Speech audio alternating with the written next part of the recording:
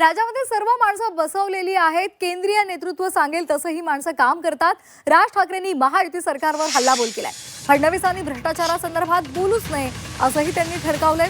अजितदादा यांच्या विरोधात बैलगाडीवर जे पुरावे आणलेले होते त्याचं आता काय झालं असाही सवाल त्यांनी विचारलेला आहे.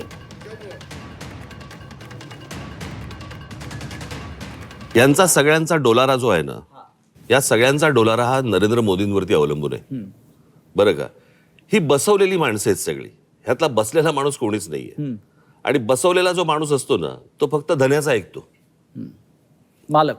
मालकाचा ऐकतो.